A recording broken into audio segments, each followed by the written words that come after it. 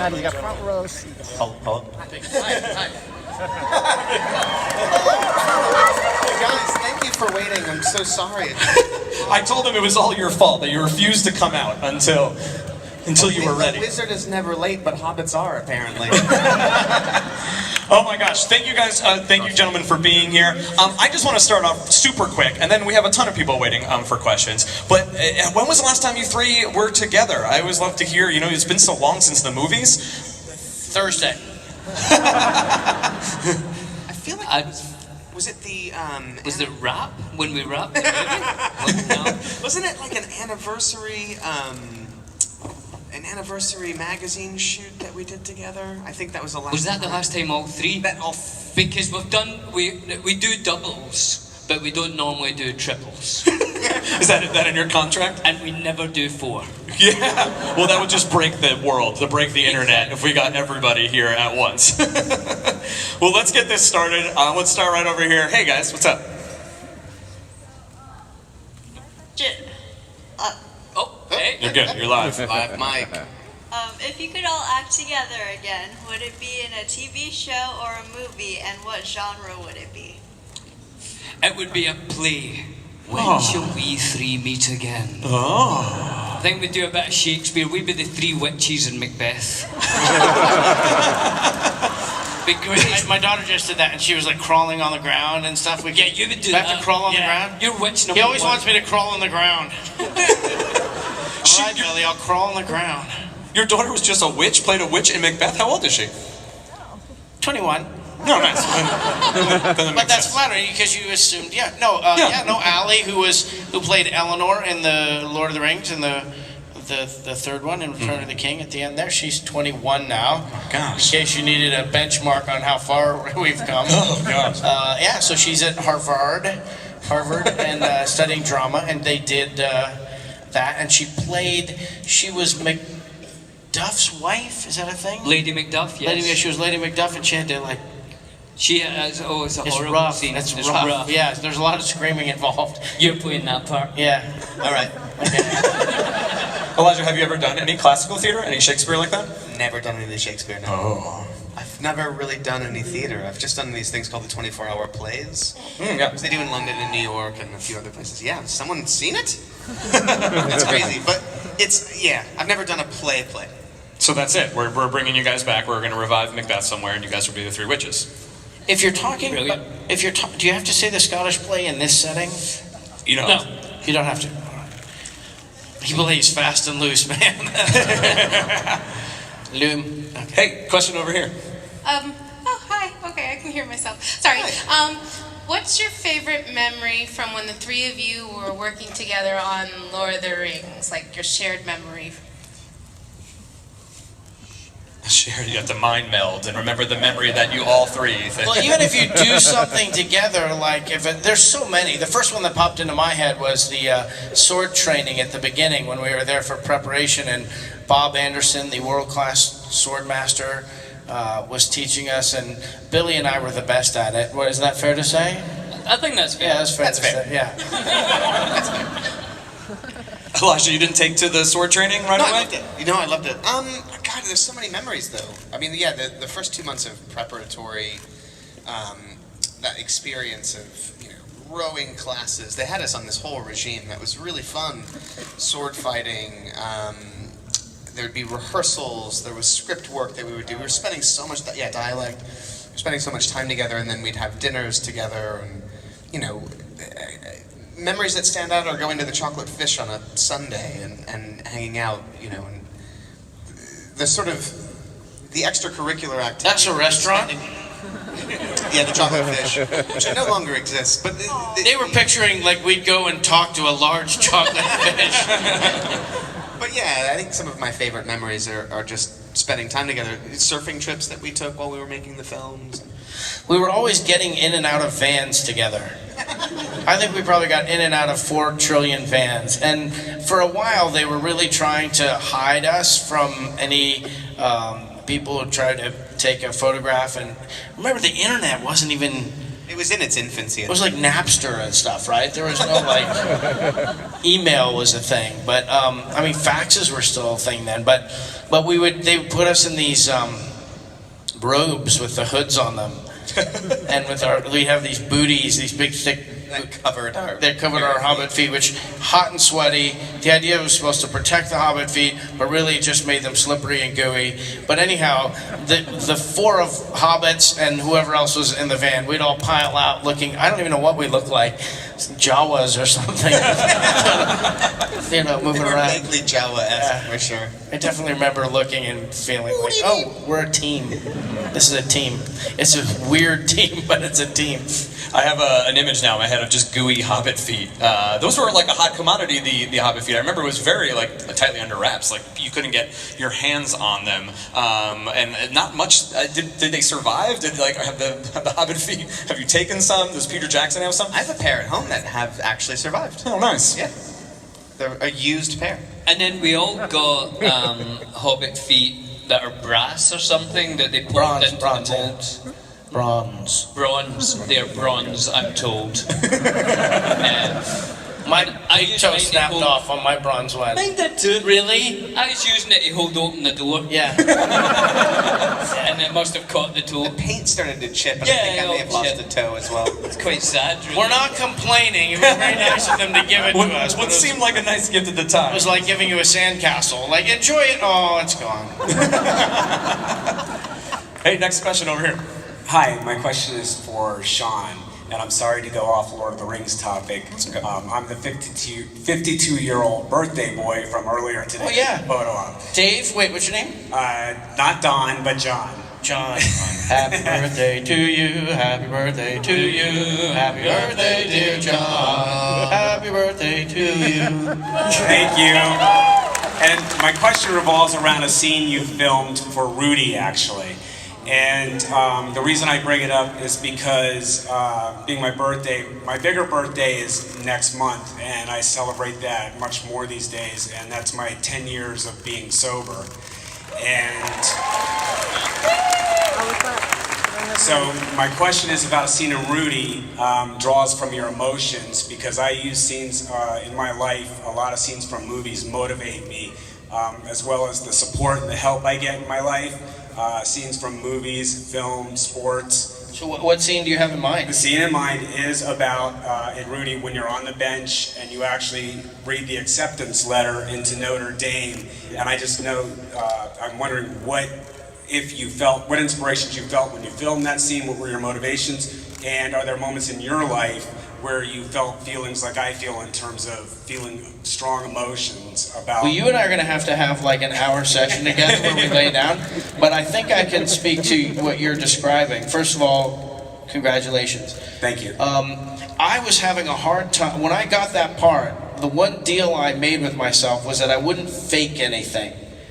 A lot of times you can fake your way through certain things, and that was an emotional scene, and the director had said to me to go off by myself for hours. I wasn't allowed to talk to anybody for hours, and that was like torture for Sean. Sean's a talker, and so when I did that, and I read through the script a couple times, and then I was bored, and then I was kind of frustrated. But anyway, we get there, and we do the first take, and it's set up, the shot is set up where it's filming Holy Cross, and it's a crane shot, and he sits down. When he gets in, it turns around, and it's now on the Golden Dome of Notre Dame, and there wasn't digital grading like there is now. They could maybe stop it up or down a little bit, but basically it was golden hour, and they wanted to capture the image when the sun was just hitting the dome. Oh, Jesus, no pressure. Right, exactly. No pressure, yeah. So take one, nothing comes.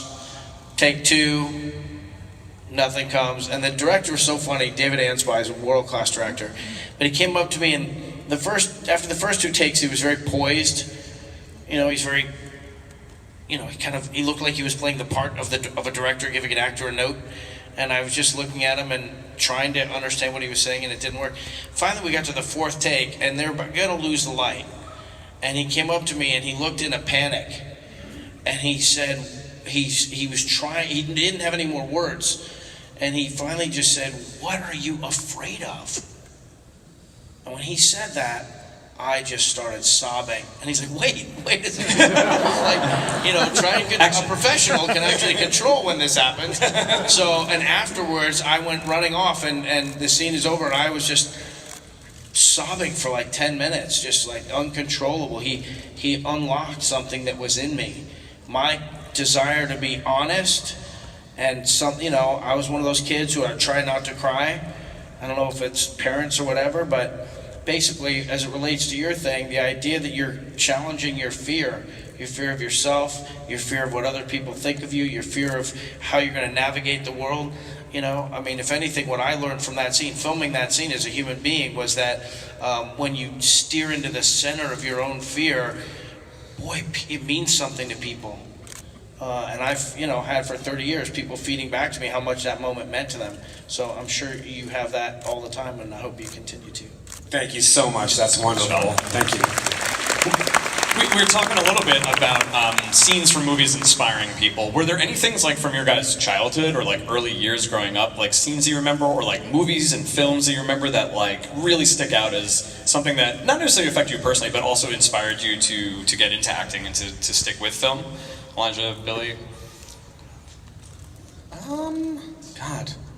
For me, it was there wasn't any one film that inspired me to want to be an actor, but I loved film from a very young age. I have an older brother who's 7 years older than me, and I had the benefit of having a brother that would break the rules and show me movies I wasn't supposed to see. I saw a lot of horror films at like 6 and 7 and 8 years of age. So big horror film fan, but then also things like, the Raiders of the Lost Ark, Star Wars, the typical touchstone, milestone films were hugely influential to me. Yeah. Yeah. Billy, anything that sticks out? Yeah, well, I suppose growing up in Scotland, I would watch like Back to the Future and Star Wars, and these were all great movies, and I loved them. But then there was a filmmaker called Bill Forsyth, a Scottish filmmaker, and I saw a movie of his called Gregory's Girl. And it's a great film. It's my favourite film, probably still today, because it was set in Scotland and it was Scottish people having a normal life, having a football team, and a girl joins the football team, and it's how it affects everything, and the goalkeeper falls in love with her, and they're young people, and that made me think, wow, actors actually come from Scotland, and we can tell Scottish stories, It doesn't always have to be in a high school. I saw Braveheart. That was an Australian. My island. It is funny when you think of it the alternate way, right? Like that's what we think of Scotland is the movie Braveheart. That was the big thing, and then to see it alternately, Yeah, that's how I see Scotland now. Is Braveheart. Just people just warring back and forth. Yeah, totally brilliant. Hey. Hi, I just want to say that I love you all, but my question is for Sean Astin. What was it like working on the set of Goonies as a child? She's right there. She's red. She's kind of. She's red. Yeah. It was exactly what I've been lucky enough to be in a few movies that really connected with people, and the interesting thing about it is usually what you see is what you get. When you look at Lord of the Rings, that sense of fellowship, like that sense of adventure of what was going on, like that's what it was like making the movie. It's captured on the screen, and it's the same thing with the Goonies. I was always annoyed because one of the things Richard Donner, the director, loved was that we were just normal kids, and so we'd all talk at the same time. But I really liked the dialogue, and you could never hear the dialogue because everybody's always talking at the same time. So, but no, I got to kiss the girl. We found a pirate ship. We rode our bikes on cliffs. It's pretty great. Elijah, you had That had to be the greatest experience. Yeah. Elijah, you had Flipper. So Flipper, bad. come Come on. on. Yeah, come on. No, seriously. No, that movie stood out for a lot of us. With dolphins. That is fair. No, I would love to hear about. You started really young as well, and I know we mentioned Back to the Future. Was it in Goonies? No, But you worked with every major Hollywood star, starring opposite them for like 20 years before you were 20. How did that happen? Mel Gibson and Bruce Willis, right? Am I right so far? Bruce Willis, yeah. I mean, there's, I can't even go through all of them. I know Martin. Don't need to, though. Yeah, I could though, if I had time. Was there one that stuck out though of all your films? I mean, I also love Huck Finn, big Huck Finn fan, yeah. Getting started as a young child, you know what I mean? Radio Flyer. Oh my God, Radio Flyer. That's the one we're missing. There we go. The thing that's advantage about him is living life like that. Yeah. From one movie to another movie before you're even like, you know. Yeah. Yeah. But Radio Flyer is actually a great reference. Yeah. Because it was also Richard Donner that directed it. And that was a formative experience in my childhood. There was something of, that movie deals with fantasy as much as it deals with the reality of what's happening to my character's brother, which is obviously really horrible at the hands of our stepfather. Real abuse story. But it's also about their adventures and their spirit of adventure and the sort of fantasy life that they lead on the outside of that to sort of help the process of dealing with that family member. And so it felt like an adventure making that. We got to do so many fun things that had so much whimsy, and Richard is wonderful with kids, as you know. He loves them and is annoyed by them at the same time in like the most playful, sort of grandfather uncle role. Right. I met Steven Spielberg while making that movie. He came to visit. George Lucas came to set to visit. Like that was a total dream experience. Did I ever tell you the story about Steven Spielberg and Richard Donner and the Goonies after the movie? So Steven just all Dick could say through the whole end of the movie was, "I can't wait to get away from you, brat kids." And he had a house in Maui. So Steven, based on a joke that Jeff Cohen, who played Chunk, he came to the set one day dressed like a tourist. And he was like, "Hey Dick, I'm going to come with you to Maui." And everybody's like, "Oh, that's funny." So Steven secretly sent us all to Maui. Yeah, he did. And somebody went shopping with Dick Donner to the grocery store, and when he came back, we had all trashed his house. And that was like pretty great. That's a good long joke.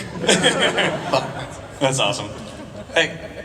Hi, similar love to all of you, but my question's for Elijah. Is that a Dirk Gently jacket? It is. Hi. Yeah. And we also found Amanda, so Amanda's right there. Oh, dude, awesome. And Bart too? Bart. Yes. Yes. Well, my question is partially about Lord of the Rings and Dirk Gently. I found a lot of inspiration from Todd, especially the idea of taking control of your life, meaning changing yourself, not other people. Yeah. I was wondering if there was any bit of wisdom that you've taken with you and carried with you from one of your characters. Oh, man. No pressure. Right. Directly inspired by a character? No. Although there's wisdom to extract from quite a few of them, Frodo certainly being one of them. And Todd to a certain degree. That's interesting. I never really saw him as inspirational. But, He's messed up but inspirational, yeah. He sort of accidentally is. Yeah. He makes an effort and ultimately deals with his past, which is admirable. But no, I think I extract more from the experiences that I've had. I mean, each film, each project, each television show, it's all a life experience. And within that, there are lessons to be learned and there's growth to be achieved through the friendships, through the experiences, through the challenges. I think about that more than anything, just life and the awesome, incredible opportunities I've had to play these roles and to have these experiences that have all continued to propel me forward and to perpetuate, hopefully, constant growth. I brought up something to you once while we're making Lord of the Rings from one of your characters that I took through my life since your character said it, and you couldn't remember your character saying it until I told you. It was it the Ice House? Ice Storm. Ice Storm. The Ice In the Storm. bathroom? When your character says, when you smell a fart, you're actually tasting it. That is true. It changed my life too. Anytime you smell a fart, you're eating a fart. Yeah. You're saying fart. That's not what he said. It's worse. Is it? Yeah, he's referring to shitting. Yeah. It's the And you couldn't molecules in the remember air. it. And I remember when I brought it up to you, And you were like, no, I don't remember this. And I told you what you, and you were like, oh, it was as if it was the first time you'd ever heard it or thought about it. Wow. It was great. You can't watch that scene. It's Ang Lee. You cannot watch that scene and ever go into like a 10K run and stop in the bathroom before you start the run and be the same way ever again. Yeah. Especially a porta potty. Yeah, but yeah. Because that's a lot that you're eating then. That's a meal itself.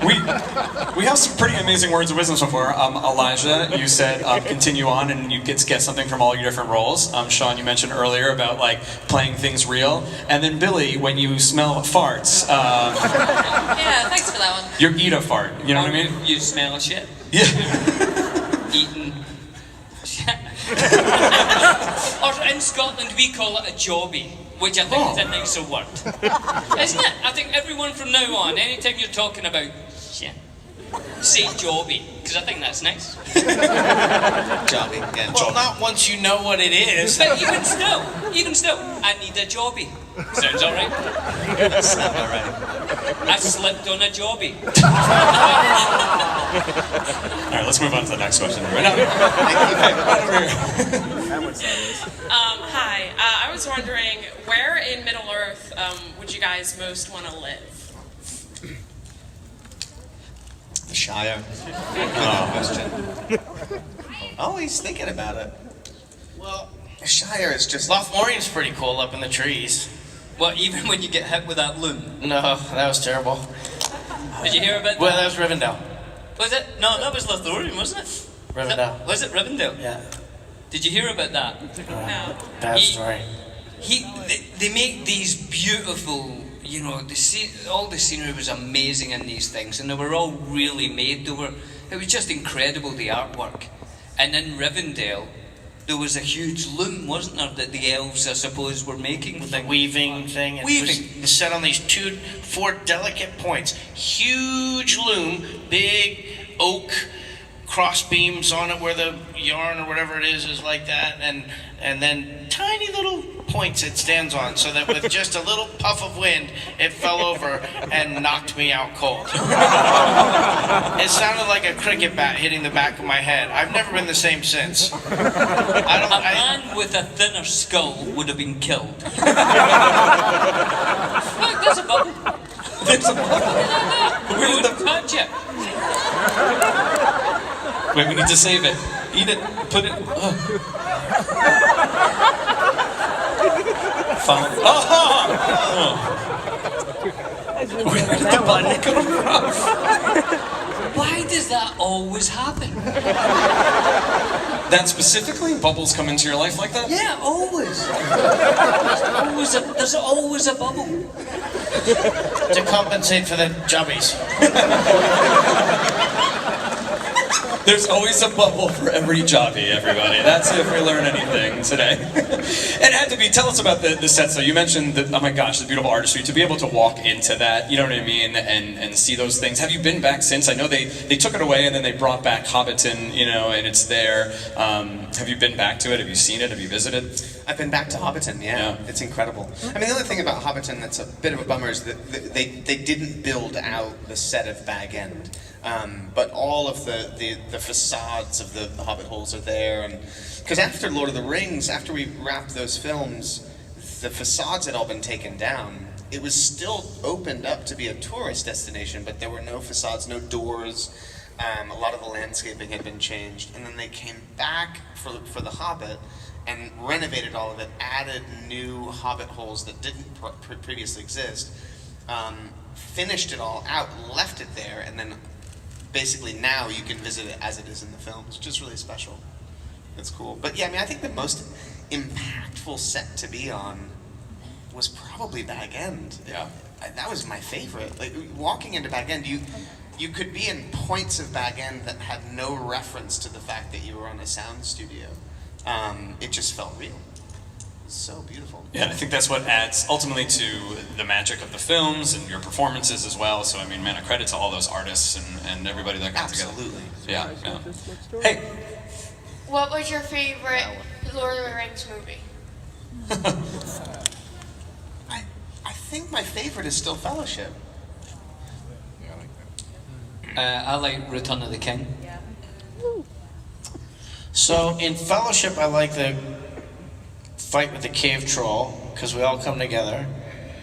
In the Two Towers, the Helm's Deep battle, and Return of the King, all the stuff I get to do. That was the correct answer. It was all three was what we were looking for, guys. Yeah. They're all... Was there, yeah, oh my gosh, Fellowship, right, they're coming all together, you know, Two Towers, it's kind of like everything's out ahead. And then Billy, you get to sing in Return of the King, which is almost... How did that come out? Because it's such a beautiful song that it led to, you know, the new song as well. It was because of karaoke.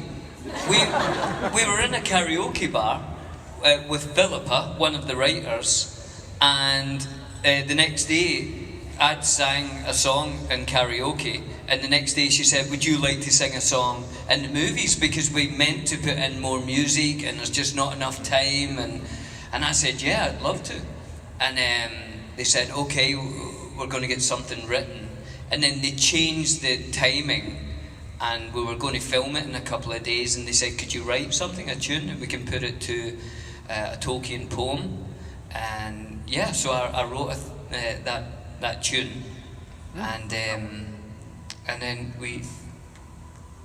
So that was it, coming on? It's all sort of otherworldly experiences right now. That's so cool. And then if Denethor had arrived in a bubble, had been, you know, like in Wizard of Oz, but dressed as the witch in Wizard of Oz. It's such a beautiful, oh my gosh, it's such a beautiful scene, because we're cutting between you, right, singing that, and then we're immediately seeing Frodo and Sam, you know, having that emotional scene. And Sam, you're you know, providing us with these words. Had you heard the song? Did you know how it was sort of coming together? Because it's, in the end, my gosh, it's so beautiful with all of it kind of. That was happening, I think, we were at a different location. We don't split up then. We were split up, so that whole process of that moment and then coming up with the song, yeah, we weren't around for that. Yeah. It was weird when we split up, like everybody. I was going to ask about that, because you started off, And then, it's hard. We'd all gotten really close. It was really fun, and we all knew what we were doing, and everything was going great. And I was like, okay, bye. Yeah, I didn't like it as much being apart. I mean, it was good. We got to be together. Yeah. And he wasn't well most of the time, but that's all right. The character, Elijah was fine. Yeah, it was fine. Elijah was fine. And Billy and Don got to spend all that time together as well. Yeah, we got to spend. In fact, one time, these guys were filming a lot of stuff, crawling up a mountain or something. Minor plot point, yeah. Mostly it was just walking across the Shire and then walking across the mountain. mountain. They were doing all that stuff. And they said, look, we need you guys to come to where they are, which was in the South Island, to do weather cover, because they didn't have any weather cover scenes to shoot. So they said, look, if it starts raining, we don't have anything to shoot with these guys, so could you come down and we can shoot you guys, you know, on Treebeard or something. I can't remember what it was. But they said, to be honest, we don't think we're going to use you though. The weather's going to be great. Wait, was this when you were in Blenheim? I can't even remember where it was. You guys were staying at that house. They said, it's like, oh, it's legendary. We'll put you in a house rather than a hotel, and you can live together, me and Dom. There's their first bad idea.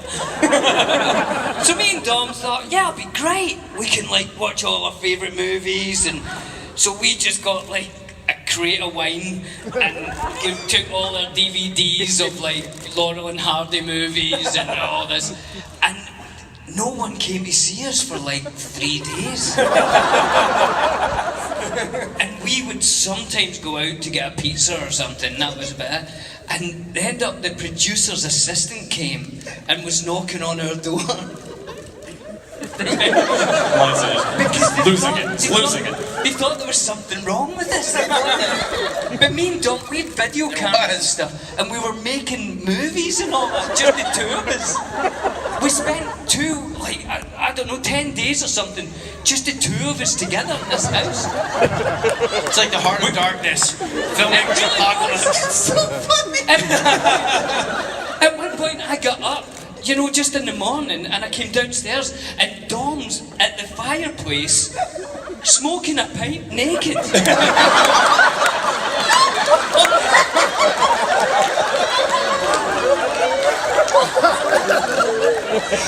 And another time, for some reason, he was filming me out in the garden. This is taking a turn, man. Keep going. And I just started running, and he was filming me like this. And I don't know why, but I felt I was like Forrest Gump. I just started running, I couldn't stop. And I must have went for miles, because it's really flat. And he said I didn't come back for like hours and hours. I don't even know where I went. We need to find this footage immediately. And there is tapes. There is tapes. But it's never seen, we don't know where they are. Shortcut to mushrooms. Here you were on set, you know what I mean, doing your Daily responsibly, go on. Yes. I think at that point we were like, you know, on one rock set after another. Just, it's another formation of rocks. Really heavy stuff, real emotional. Oh yeah. Oh my God, That is a reality show that somebody needs to find the tapes for right now. Where could the tapes be? Dom. Where could the tapes be? I don't know, they were mine, so I've got them somewhere. Right. One day we will find them and release it as a documentary. 10 days in New Zealand. Definitely be Heart of Darkness style. 10 days in New Zealand, Heart of Darkness. Hey. Hi, this one's for Elijah. So, besides Lord of the Rings, I've also heard you in some animated projects, like Over the Garden Wall and 9. Oh yeah. Yeah, so I was wondering, what was your experience on voice acting? Oh, I love it. Yeah, I love it. I think a lot of that just stems from loving animation. You know, as it pertains to those two projects specifically, I was just enamored with the art style of 9. It was a short film that the director had actually done as, I think it was his college thesis, and he'd done the entire thing. It was a 20-minute short film. He did all of the animation himself. It took him like 2 or 3 years to do it. So seeing that as a proof of concept for what was going to be a feature film, I just wanted to be a part of what he was creating. Over the Garden Wall was really similar. You know, I'd seen various drawings and the kind of the art style that they were going for, which was very much an old-fashioned sort of cell animated style that felt like a return to a sort of style we haven't seen in a long time. And I love the story of these two brothers that get lost in this forest that seems kind of magical and mystical. So oftentimes the driver is ultimately the projects themselves, and I also like the isolation of it. I like being a character in a booth. There's a challenge to that too, trying to imbue life into something when you don't have the ability to be physical. But there's also something very freeing about it as well. Yeah, I just love it. I love animation and I love the medium. Sean, you've done, and both of you, Seed of Chucky, Raphael, of course, we know, and many other characters. Yeah, how do you guys think about that sort of difference between voiceover and film, being in a booth as opposed to being there live? And do you have fun with it? Like, how is it? It's the only time I've ever felt like I had a normal job. Because I live in Calabasas, and most of the recording stuff is done in Burbank. So I know this is like that SNL sketch, but if you take the 101 to the whatever, but it's true. It's like it takes me about 40 minutes, 35-40 minutes to get there. Get off an olive. If we did get off an olive. Yeah, you're gonna take Victory over to Paul. But like just keep doing the sketch. We got it. No, but we did 5 years of that. I did 2 years of Special Agent Oso, and I think we did 2 or 3 years of Banicula. And you know, and then a whole bunch of other little things that are in there. I mean, basically, what I like is something comes through the computer and says, okay, you're a crayon, okay, you're an otter, okay, you're a star, okay, you're a whatever, and like whatever comes through, you're all of a sudden taking very seriously. Like, well, like, no, this is the way the otter would work. Hold on, let me an otter. Like, I know how this. And my kids come in, and I'll work with it with them, and you know, they're very creative, and their opinions are sharp, and so, you know, Dad, that's not what a crayon would sound like. So I try, you know, and like I'm doing 2 shows now that I'm not allowed to talk about yet. So I just sent a text to my people like, can I please talk about these shows? Not yet, but soon. So I can't talk about too. Right? Yeah. Oh. Yeah. But I mean, now when I was a kid, the idea of getting into voiceover animation work was the holy grail. And what they would always say is it's a kind of a closed community of people, and there is a shorthand between the directors and the engineers and the actors, and you know, it's different than other stuff you do, and I couldn't get work until and doing it 9 times, or just knowing like when they're actually not quite sure what they want, to be able to anticipate and try and give it to them, and then have them go yes, or realize they don't like what you're doing, so try to back off a little bit. Don't let them think that you're like so married to it that it frustrates them. There's like there's nuances, and it was actually doing the dialect coaching on Lord of the Rings that actually got me to hear Andrew Jack and Roisin Carty with the dialect coaches, and I finally, when I got back to LA after 2 years on Lord of the Rings, I started booking the parts before the movies came out, and it was like, because I could hear what they were hearing. So that's you know, I revere the fact that I've been, and now I know when I go into a room for a new show, I generally know 3 or 4 of the people. So I'm like in that closed group now. So I'm feeling like mic drop, walk off, home run. You know, like. You crush it. Well, gentlemen, unfortunately we're out of time. Billy, when you get the tapes, we're all going to get back here. We're going to watch it documentary style. Thank you for joining us on stage. Ladies and gentlemen, Wizard World Philadelphia, please give it up one more time for Elijah Wood, Sean Astin, and Billy Bowe!